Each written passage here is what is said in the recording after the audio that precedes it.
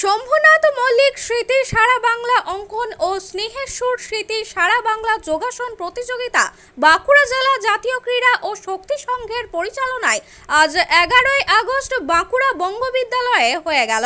জেলার বিভিন্ন প্রান্ত থেকে অঙ্কনে 170 জন ও যোগাসনে 165 জন প্রতিযোগী অংশগ্রহণ করে।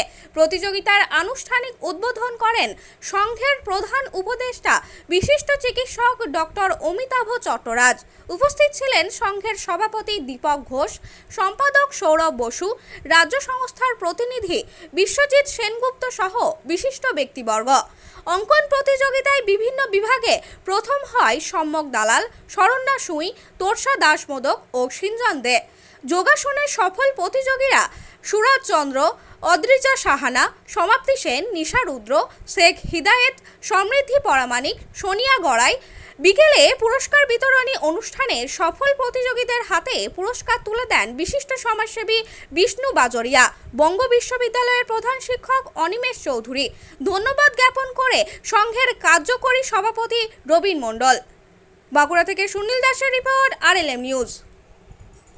যোগ প্রতিযোগিতা সারা বাংলা, এই প্রতিযোগিতার আনুষ্ঠানিক উদ্বোধনের মঞ্চে উপস্থিত আছেন জাতীয় ক্রীড়া ও শক্তি সংঘের সভাপতি দীপক ঘোষ, বঙ্গীয় প্রাদেশিক স্থান থেকে এসেছেন সদস্য সদস্যা এবং যারা এই অনুষ্ঠানে প্রতিযোগিতায় অংশগ্রহণ করবে সেই শিক্ষার্থীগণ এবং অভিভাবক অভিভাবিকাবৃন্দ, বাঁকুড়া শহরের সুনাগরিকবৃন্দ।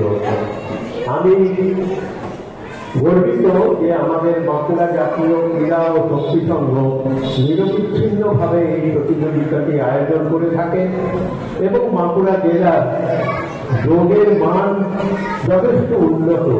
আমরা কলকাতায় যখন বিভিন্ন প্রতিযোগিতায় আমাদের ছেলেমেয়েরা অংশগ্রহণ করে ভালো স্থান অধিকার করে থাকেন বহু বছর ধরে।